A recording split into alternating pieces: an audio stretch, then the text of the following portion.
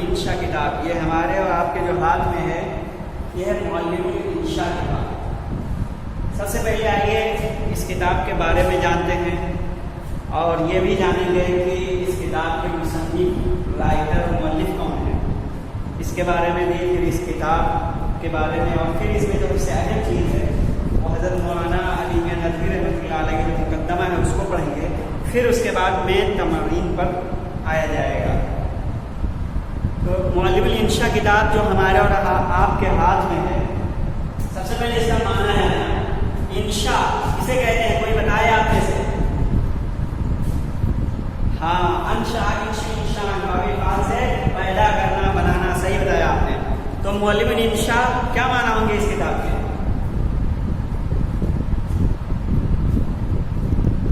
نہیں، معلم الانشاء آپ یہ کہہ سکتے ہیں کہ جملوں کی بناوٹ کو سکھانے والی کتاب۔ انشاء میں کیا ہوتا ہے؟ جملے کو بنانا ہی تو بتایا جاتا ہے، اردو سے عربی کیسے بنائیں گے، عربی سے اردو میں جملے کیسے بنائیں گے۔ تو معلم الانشاء جملوں کی بناوٹ کو سکھانے والی کتاب، معلم مطلب سکھانے والا استاد، تو یہ ہوا۔ اور یہ تو لغوی معنی ہوا، ویسے انشاء ایک فن ہے۔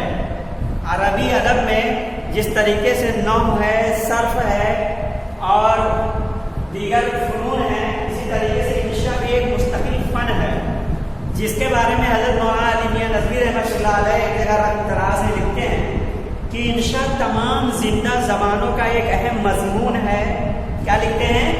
انشاء تمام زندہ زبانوں کا ایک اہم مضمون ہے، موجودہ جمہوری دور اور صحافتی و مجلسی زندگی نے اس کی اہمیت کو اور روشن کر دیا ہے۔ دعوت و تبلیغ کے تقاضوں، ملکوں اور قوموں کے ارتباط و تعلق نے اس کو نہ صرف اجتماعی و ادبی بلکہ دینی اہمیت بھی بخش دی ہے۔ یہ ایک جگہ لکھتے ہیں۔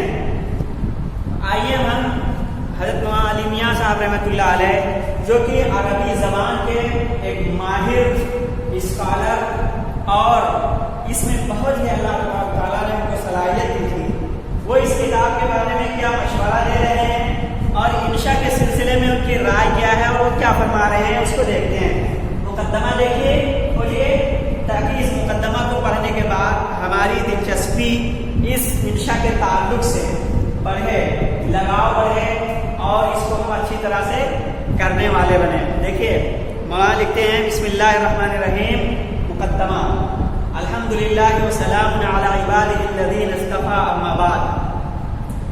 مولانا لکھتے ہیں کہ عربی زبان ہم کیوں پڑھ رہے ہیں، اس کی جو وجوہات ہیں پڑھنے، اس کے بارے میں سب سے پہلے کہتے ہیں عربی زبان کی دو حیثیتیں ہیں۔ کیا فرما رہے ہیں؟ عربی زبان کی دو حیثیتیں ہیں۔ ایک تو وہ قرآن و حدیث کی زبان ہے، ہم یعنی ہندوستان میں رہ رہے ہیں، اگر ہم عربی نہ سیکھتے تو اس میں کوئی وہ نہیں تھا، ہمارا دنیا کا سب کام اور کاج یہاں کی مادری زبان میں چل سکتا تھا، لیکن ایک مسلمان ہونے کے ناطے وہ لکھ رہے ہیں کہ ہم عربی زبان ہندوستان میں رہتے ہوئے یا دیگر ممالک میں مسلمان رہتے ہوئے کیوں سیکھتے ہیں۔ آپ فرماتے ہیں عربی زبان کی دو حیثیتیں ہیں، ایک تو قرآن و حدیث کی زبان ہے جس کی وجہ سے ہم سیکھتے ہیں، اس میں یعنی عربی زبان میں ہمارے اصلی دینی اصطلاحات و الفاظ ہیں، اس سے واقفیت کے بغیر ہمیں اسلام کے نظام و احکام سے براہ راست واقفیت اور اس عظیم الشان علمی ذخیرے سے جو اپنی تاریخی مساحت میں 1350 برس کی طویل مدت اور اپنے جغرافی وسعت میں عالم اسلام کے وسیع رقبے پر پھیلا ہوا ہے، صحیح تعلق نہیں پیدا ہو سکتا، اس لیے عربی سیکھتے ہیں اور ہم اس سے کوئی استفادہ نہیں کر سکتے، اس لیے عربی سیکھیں گے تب ہم اسلام کے تمام قوانین اور قرآن و حدیث سے استفادہ کر سکتے ہیں۔ آپ فرما رہے ہیں کہ یہ حیثیت عربی زبان کی اولین ہے اور اہم ترین حیثیت ہے اور ہماری وابستگی اور دلچسپی کی اصل وجہ ہے۔ اس حیثیت سے ہماری اصل ذمہ داری یہ ہے کہ ہم اس کو بے تکلف اور صحیح طور پر سمجھتے اور پڑھ سکتے ہوں، اور جن علوم و مقدمات پر اس مقصد کا حصول موقوف ہے ان سے ہم واقف ہوں۔ دوسری وجہ کیا بتا رہے ہیں، دوسری حیثیت کیا بتا رہے ہیں؟ دوسری حیثیت یہ ہے جو اگرچہ ثانوی ہے مگر نظر انداز کرنے کے قابل نہیں ہے، عربی زبان اہل رسالت اور ابتدائی اسلام میں بھی ایک زندہ زبان تھی، اسلامی تاریخ کے ہر دور میں ایک زندہ زبان رہی ہے، اور اس زمانے میں بھی ایک زندہ زبان اور ترقی یافتہ زبان کی حیثیت سے ہے، جو تمام لسانی ضرورتوں کو پورا کرنے اور اظہار خیال کا ذریعہ بننے کی پوری صلاحیت رکھتی ہے، اور جو قرآن کی بدولت اپنی اصلی شکلوں میں محفوظ ہے۔ اس حیثیت کا فطری تقاضا ہے کہ ہمارا اس سے تعلق بھی ایک زندہ اور عملی تعلق ہو، ہم اس کو ایک وسیع انسانی زبان کی طرح جانتے ہوں، اس میں بے تکلف اظہار خیال کر سکتے ہوں۔ یعنی عربی زبان کے بارے میں مولانا لکھتے ہیں کہ ہمارا اس سے تعلق بھی ایک زندہ اور عملی تعلق ہو، ہم اس کو ایک وسیع زبان انسانی زبان کی طرح جانتے ہوں، اس میں بے تکلف اظہار خیال کر سکتے ہوں، اس کو تقریر و تحریر میں یعنی عربی زبان کو تقریر و تحریر میں استعمال کر سکتے ہوں، وہ ہماری تصنیفات، خط و کتابت اور مجالس کی زبان بن سکتی ہو۔ یہ ایک بڑی تعجب خیز اور ناقابل فہم بات ہے کہ کوئی فرد یا جماعت اپنی زندگی کا ایک معتدل حصہ اور اپنی ذہنی صلاحیتیں ان علوم و تصنیفات کے درس و مطالعے میں صرف کرے جو عربی زبان میں لکھی گئی ہے، لیکن اس زبان کا اظہار خیال سے بالکل معذور و قاصر ہو۔ زبانوں کے سلسلے کا یہ بالکل انوکھا تجربہ ہے جو صرف ہندوستان کے عربی مدارس اور علمی مجالس کی خصوصیت ہے۔ اس معذوری کی سب سے بڑی وجہ یہ ہے کہ عربی زبان کو جس کی بدولت ہم اسلام سے علمی تعلق پیدا کرتے ہیں، کبھی زبان کی حیثیت سے پڑھنے پڑھانے کی کوشش نہیں کی گئی، اس کو بھی ایک نظری علم اور کتابی فن کی حیثیت سے دیکھا گیا اور صرف کتابوں کے سمجھنے کا ذریعہ سمجھا گیا۔ اس ذہنیت اور نقطۂ نظر کا نتیجہ یہ ہے کہ کبھی اس کی عملی مشق و تحریر و انشاء کی طرف توجہ نہیں کی گئی، اور اس کا انجام یہ ہے کہ ہمارے بہت سے فضلاء مدارس اپنی دوسری علمی صلاحیتوں کے ساتھ عربی زبان میں چند سطریں لکھ لینے یا چند منٹ گفتگو کر لینے پر قادر نہیں ہیں، خصوصاً جب کہ یہ تحریر یا گفتگو عام زندگی یا روزمرہ کی ضرورت سے متعلق ہو اور خالص دینی علمی بحث میں محدود نہ ہو۔ یہ کمی اہل نظر کو پہلے بھی محسوس ہوتی تھی، لیکن اب جب کہ عربی ممالک کے فضلاء سے اختلاط و اجتماع کے زیادہ مواقع پیدا ہو گئے ہیں اور اپنی دینی خدمات کا میدان زیادہ وسیع ہو گیا ہے، یہ کمی زیادہ شدت سے محسوس کی جانے لگی ہے۔ دارالعلوم ندوۃ العلماء نے عربی زبان کی تعلیم اور اس کے نصاب کی ترتیب کی طرف توجہ کی، اور ایک حد تک اس نے مفید خدمت انجام دی۔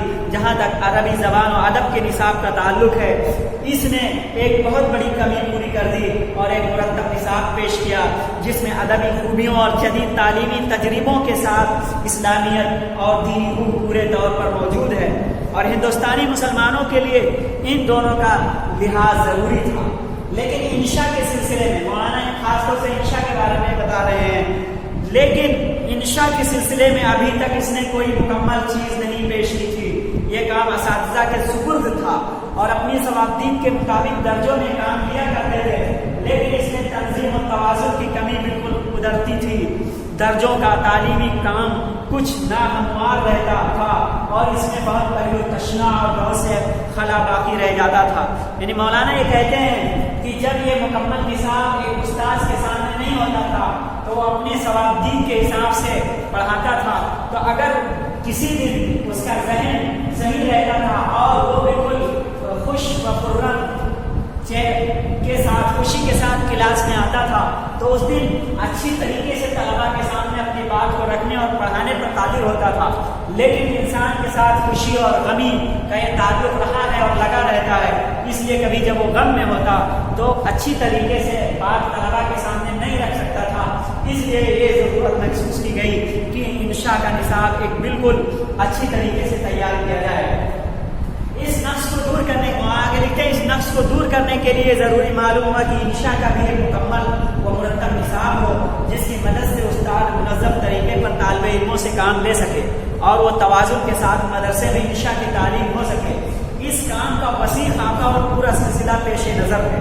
ہم کو خوشی ہے کہ ہمارے مدرسے کے ایک استاد مولوی عبدالماجد صاحب ندوی، یعنی یہ اس کتاب کے مصنف مؤلف ہیں، ان کے بارے میں مولانا کہتے ہیں استاد مولوی عبدالماجد صاحب ندوی نے بڑے سلیقے اور خوبی سے اس سلسلے کا پہلا حصہ مرتب کیا ہے، اور ہم کو پوری توقع ہے انشاءاللہ عربی مدارس کے لیے مفید و موضوع ثابت ہوگا۔ اب انشاء کی کتاب کے سلسلے میں مولانا لکھتے ہیں کہ اس کتاب میں انشاء و ترجمہ کی تمرینات سے پہلے صرف و نحو کے ضروری قواعد بیان کر دیے گئے ہیں جن پر انشاء و ترجمہ کی بنیاد ہے۔ یعنی اس کتاب کی خصوصیت کہہ سکتے ہیں، آپ بیان کر رہے ہیں کہ اس کتاب میں انشاء و ترجمہ کی تمرینات سے پہلے صرف و نحو کے ضروری قواعد بیان کر دیے گئے ہیں جن پر انشاء و ترجمہ کی بنیاد ہے۔ پھر مختلف قسم کی مشقیں دی گئی ہیں جن سے ایک طرف یہ قواعد ذہن نشین اور راسخ ہو جاتے ہیں، دوسری طرف طلبہ کو صحیح جملے اور عربی عبارت لکھنے کی مشق ہوتی ہے۔ دراصل قواعد کی تعلیم کا بھی یہی فطری طریقہ ہے کہ ان کو مجرد قواعد و مسائل کی صورت میں طلبہ کو صرف سمجھا اور رٹا نہ دیا جائے، بلکہ جملوں اور عملی مثالوں کے ساتھ ان کو ذہن نشین کیا جائے اور طلبہ سے عملی طور پر ان کا اجرا کیا جائے۔ قواعد کو زبان سے الگ کر کے نظری طور پر سکھانا صرف متاخرین اہل عجم کی خصوصیت ہے، اہل زبان اس سے ناآشنا ہے۔ پھر دوسری خصوصیت بتاتے ہیں اس کتاب کی مشقوں میں یکسانی اور یک رنگی نہیں ہے، یعنی اس کتاب میں جو مشق کیے گئے ہیں وہ ایک طرح کے نہیں ہیں کہ طلبہ اس سے اکتا جائیں یا پڑھانے والا اس سے اکتا جائے۔ مشقوں میں یکسانی اور یک رنگی نہیں ہے اور جملے خشک اور بے جان نہیں، بلکہ ان میں تنوع، زندگی اور دلچسپی ہے۔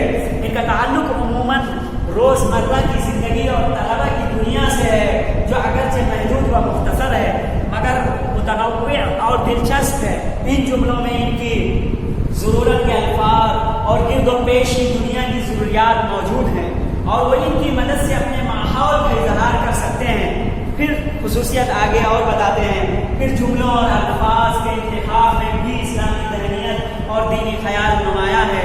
بکثرت جملے قرآن و حدیث سے ماخوذ ہیں۔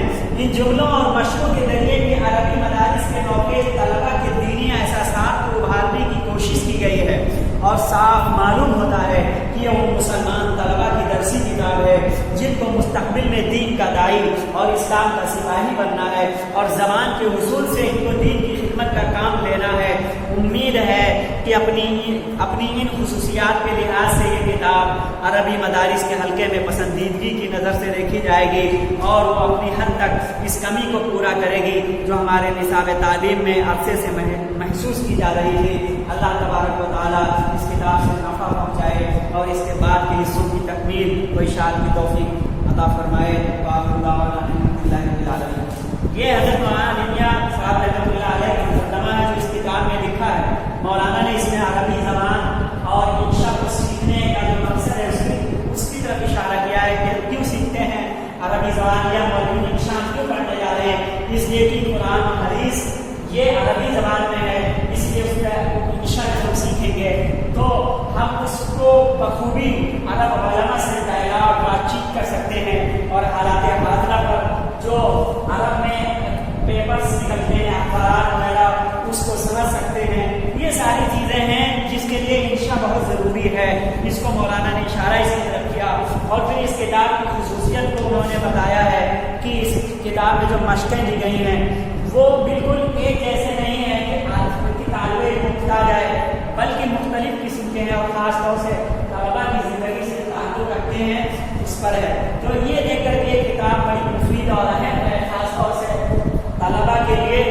اور انشاءاللہ ہم اب آگے دوسرے سبق میں اس تمرین کی طرف، اصل مقصد کی طرف آئیں گے اور اصل تمرین پڑھانا شروع کیا جائے گا۔ پہلے قاعدے کو قواعد جو اس میں ہیں وہ پڑھا جائے گا، اس کے بعد تمرین دی جائے گی۔ آج کے لیے بس اتنا، انشاءاللہ پھر ملیں گے اگلے سبق میں۔